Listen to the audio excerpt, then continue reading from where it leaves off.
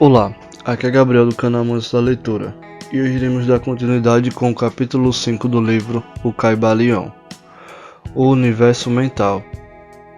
O universo é mental, ele está dentro da mente do todo. O Caibalion. O todo é espírito, mas o que é espírito?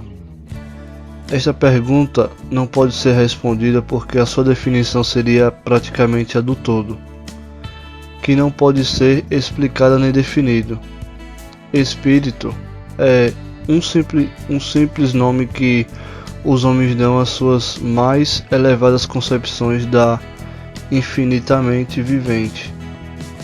Esta palavra significa a essência real, significa a mente vivente, tão superior à vida e à mente tais como as conhecemos, quanto estas últimas são superiores à energia mecânica e à matéria. O espírito é superior ao nosso entendimento e só empregamos este termo para podermos falar do todo. No juízo dos pensadores e inteligentes, estamos justificados falando do espírito como infinitamente vivente e reconhecendo que não podemos compreendê-la, quer raciocinando sobre ela, quer estudando a matéria na sua totalidade. Façamos agora uma consideração sobre a natureza do universo, quer no seu todo, quer nas suas partes. O que é o universo? Dissemos que nada há fora do todo, então o universo é o todo. Não, não é, porque o universo parece ser formado de muitos e está constantemente mudando, ou, por outras palavras, ele não pode ser comparado com as ideias que estabelecemos a respeito do todo. Então, se o universo não é o todo, ele é o nada. Tal é a conclusão inevitável da mente à primeira ideia, mas não satisfaz a questão porque sentimos a existência do universo. Ora, se o universo não é o todo, nem o nada, o que será então? Examinaremos a questão. Se verdadeiramente o universo existe, ou parece existir, ele procederá diretamente do todo. Poderá ser uma criação do todo, mas como poderá alguma coisa sair do nada? De que o todo o teria criado?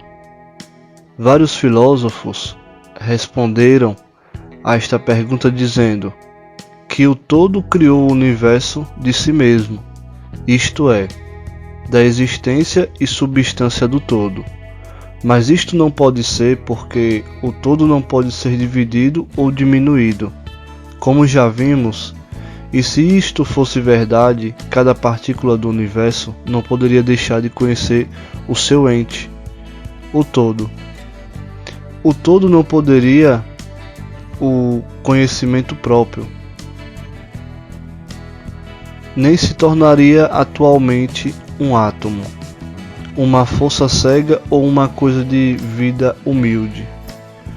Com efeito, alguns homens, julgando que o todo é exatamente tudo, e reconhecendo também que eles, os homens, existem, aventuraram-se a concluir que eles eram idênticos ao todo, e atroaram os ares com seus clamores de "Eu sou Deus", para divertimento da multidão e sorriso dos sábios. O clamor do corpúsculo que dissesse "Eu sou homem" seria mais modesto em comparação. Mas que é, pois, o universo, se não for o todo separando a si mesmo em fragmentos? Que outra coisa poderá ser? De que coisa poderá ser feito?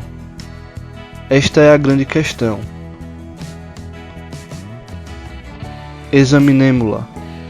Bem, reconhecemos que o princípio de correspondência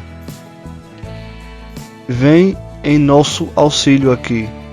O velho axioma hermético, o que está em cima é como o que está embaixo, pode ser empregado com êxito neste ponto, permitindo-nos fazer uma rápida hipótese sobre os planos elevados, examinando-os em nós mesmos. O princípio de correspondência aplica-se a este como a outros problemas. Vejamos, pois, no seu próprio plano de existência, como cria o homem. Primeiramente, ele pode criar, fazendo alguma coisa de materiais exteriores.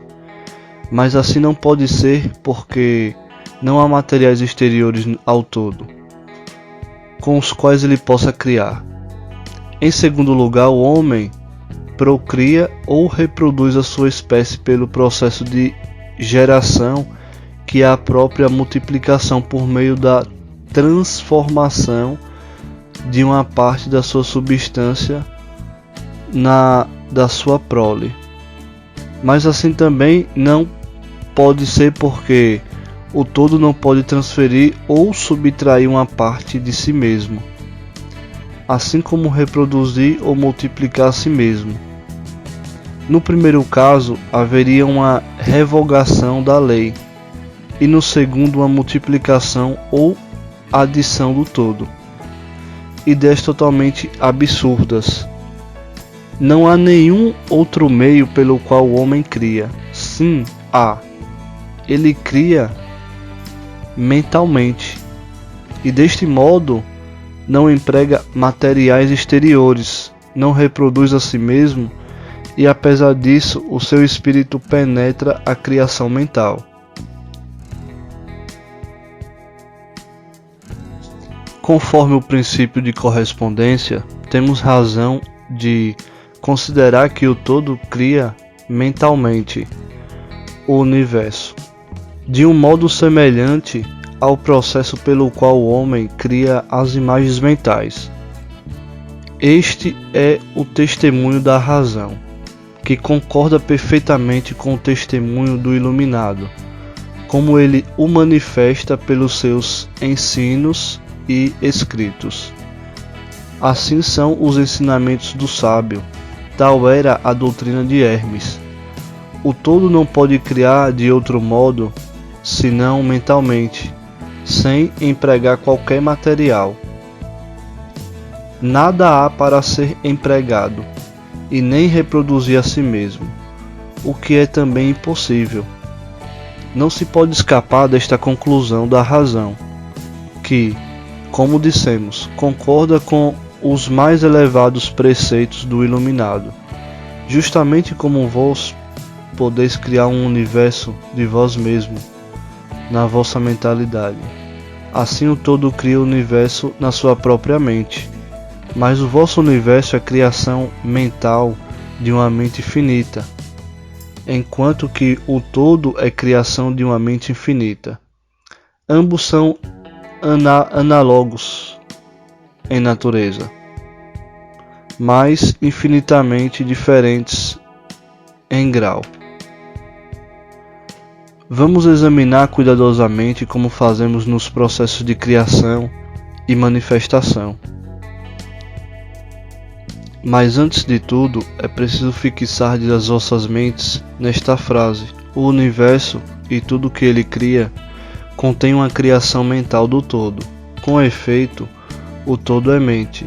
O todo cria na sua própria mente infinita inumeráveis universos, que existem por íons de tempo, e contudo para o todo a criação, o desenvolvimento, o declínio e a morte de 1 milhão de universos é como que o tempo do pestanejar de um olho.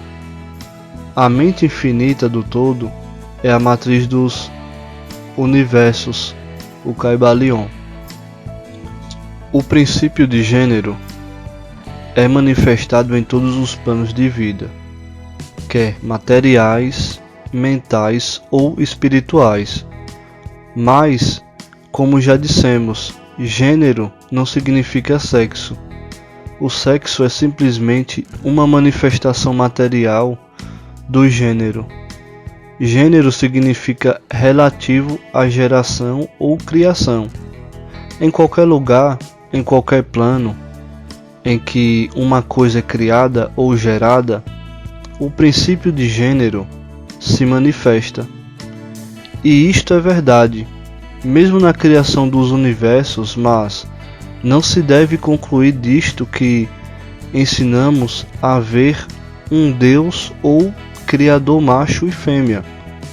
Esta ideia é um desvio dos antigos preceitos sobre este assunto. O verdadeiro ensinamento é que o todo em si mesmo está fora do gênero, assim como de qualquer outra lei, mesmo as do tempo e do espaço. Ele é a lei de que todas as leis procedem e não está sujeito a elas.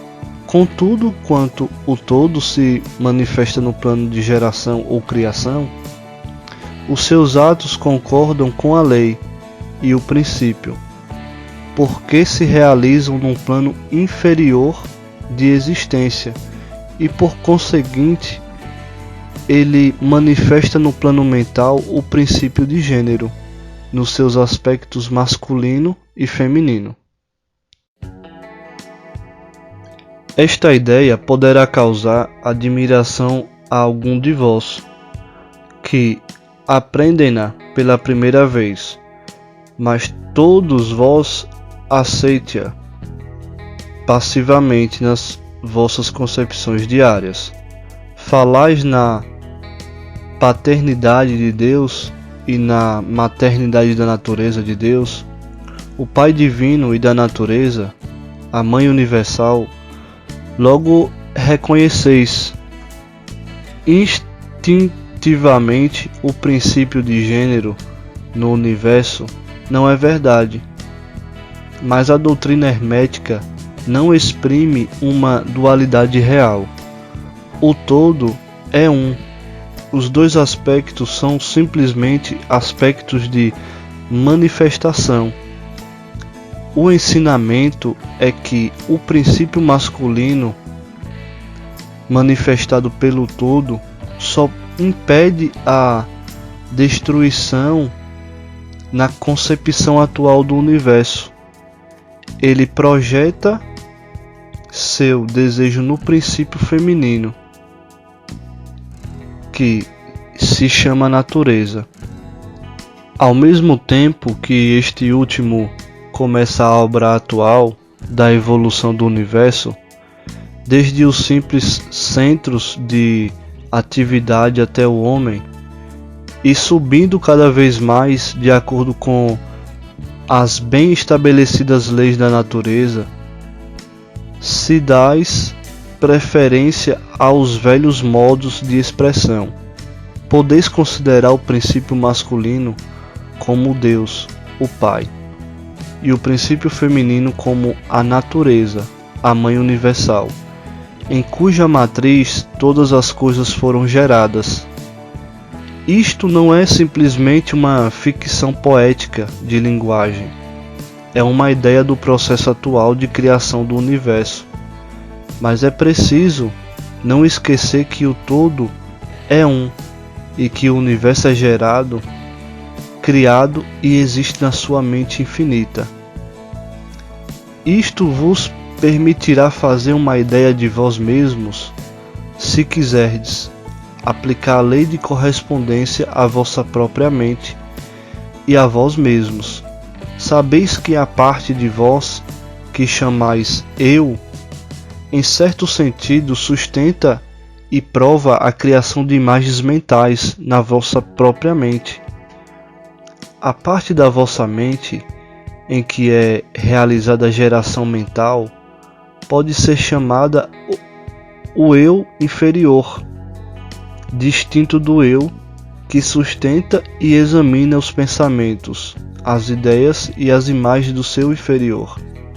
Reparai bem que o que está em cima é como o que está embaixo, e que os fenômenos de um plano podem ser empregados na solução dos enigmas de planos superiores ou inferiores.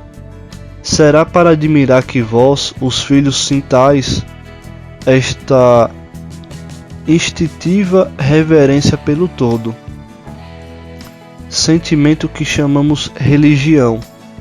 Esta reverência e este respeito para com a mente Pai será para admirar que, ao considerar as obras e as maravilhas da natureza, fiqueis dominado por um grande sentimento que tem sua origem fora do vosso íntimo ser. É a mente mãe que vos estreita como a mãe estreita seu filho ao seio. Não deveis cometer o erro de crer que o pequeno mundo que vedes ao redor de vós, a terra, que é simplesmente um grão de areia em comparação com o universo, seja o próprio universo. Existem milhões de mundos semelhantes e maiores. Há milhões e milhões de universos iguais em existência dentro da mente infinita do todo. O mesmo no nosso pequeno sistema solar, há regiões e planos de vida mais elevados que os nossos, e antes, em comparação aos quais nos míseros mortais somos como as viçosas formas viventes que habitam no fundo do oceano, comparadas ao homem. Há entes com poderes e atributos superiores aos que o homem sonhou ser possuído pelos deuses. Não obstante, estes entes foram como vós, e ainda inferiores, e com o tempo vós podeis ser como eles ou superiores a eles, porque, como diz o iluminado, tal é o destino do homem. A morte não é real, ainda mesmo no sentido relativo. Ela é simplesmente o nascimento a uma nova vida. E continuarei sempre de planos elevados de vida a outros mais elevados por íons e íons de tempo. O universo é vossa habitação e estudareis os seus mais distantes acessos antes do fim do tempo. Resides na mente infinita do todo, e as vossas potencialidades e oportunidades são infinitas, mas somente no tempo e no espaço. E no fim do grande ciclo de íons, o todo recolherá em si todas as suas criações. Porém, vós continuareis alegremente a vossa jornada, porque então querereis preparar-vos para conhecer a verdade total da existência em unidade com o todo. E quando estiverdes na metade do caminho, estareis calmos e serenos, sois seguros e protegidos pelo poder infinito da mente mãe. Dentro da mente pai-mãe, o filho mortal está na sua morada, o Kaibalion. Não há nenhum órfão de pai ou de mãe no universo. Final do capítulo 5. Se você é novo por aqui, inscreva-se no canal. Curta, comente e compartilhe com seus amigos. E ajude o canal a crescer. Vou ficando por aqui. Um grande abraço a todos. Nos vemos no capítulo 6. Tchau, tchau.